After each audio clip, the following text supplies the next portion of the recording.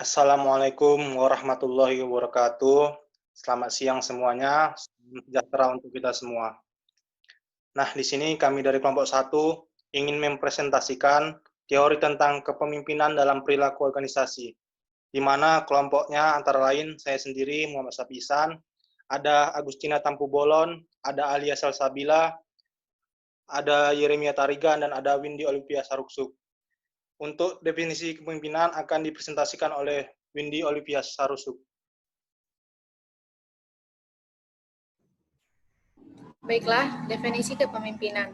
Definisi kepemimpinan ialah seorang yang mempunyai kemampuan untuk mempengaruhi perilaku orang lain di dalam dunia kerjanya dengan menggunakan kekuasaan. Selanjutnya, teori kepemimpinan. Teori kepemimpinan terdiri dari yang pertama, teori sifat. Teori ini mengajarkan bahwa kepemimpinan memerlukan serangkaian sifat, ciri, dan perangai tertentu yang menjamin keberhasilan pada setiap situasi. Yang kedua, teori lingkungan. Teori lingkungan berasumsi bahwa munculnya pemimpin itu merupakan hasil dari waktu, tempat, dan keadaan atau situasi atau kondisi. Yang ketiga, teori pribadi atau situasi. Teori ini berasumsi bahwa kepemimpinan merupakan produk dari terkait 3 faktor, yaitu perangai atau sifat, yang kedua sifat dari kelompok anggota-anggotanya, yang ketiga kejadian atau masalah yang dihadapi oleh kelompok. Selanjutnya, teori interaksi atau harapan. Teori ini berasumsi bahwa semakin terjadi interaksi dan partisipasi dalam kegiatan bersama, maka semakin meningkat perasaan saling menyukai atau menyayangi. Yang selanjutnya, teori tukar-menukar. Teori ini berasumsi bahwa interaksi sosial menggambarkan suatu bentuk tukar-menukar di mana anggota-anggota kelompok memberikan kontribusi dengan pengorbanan kelompok anggota yang lain. Selanjutnya, teori kepemimpinan psikoanalisis. Seseorang berperilaku tertentu barangkali bukan karena memenuhi kepentingan bawahannya, tetapi barangkali untuk mengkompensasi kepribadian yang berfrustasi. Selanjutnya, teori kepemimpinan romantis. Teori ini mengatakan bahwa pemimpin ada karena pengikutnya. Selanjutnya, kepemimpinan transformatik karismatik. Teori ini berasumsi bahwa pemimpin transaksional adalah seseorang yang menentukan apa yang harus dikerjakan oleh karyawan agar mereka dapat mencapai tujuan mereka sendiri atau organisasi. Selanjutnya akan dilanjutkan oleh Agustina Tampu Bolon. Yang pertama ada kurangnya koordinasi, yang kedua ada pengkaderan, dan yang ketiga ada praktik-praktik organisasi. Next. Selanjutnya ada fungsi kepemimpinan. Yang pertama yaitu fungsi perencanaan. Seorang pemimpin perlu membuat perencanaan yang menyeluruh bagi organisasi dan bagi diri sendiri, selaku penanggung jawab. Yang kedua ada fungsi memandang ke depan.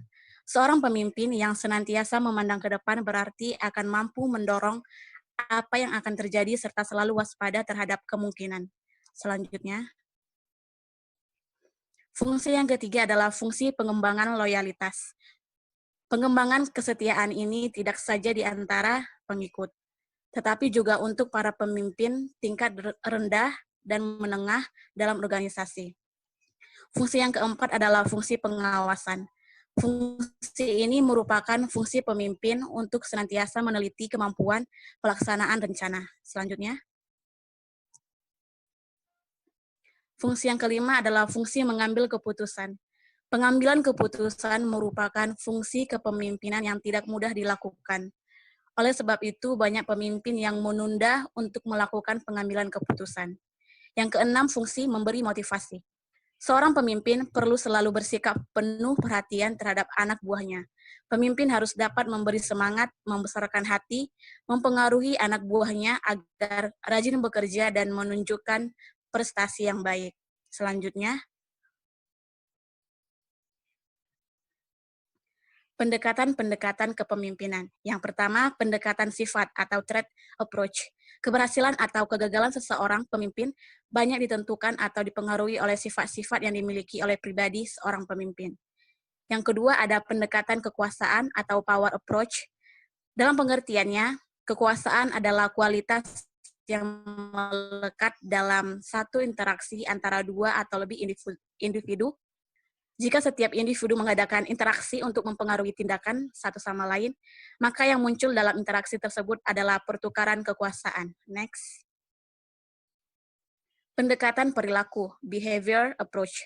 Pendekatan perilaku merupakan pendekatan yang berdasarkan pemikiran bahwa keberhasilan atau kegagalan pemimpin ditentukan oleh sikap dan gaya kepemimpinan yang dilakukan oleh pemimpin. Yang keempat, pendekatan situasi atau situational approach. Pendekatan ini disebut juga dengan pendekatan kontingensi.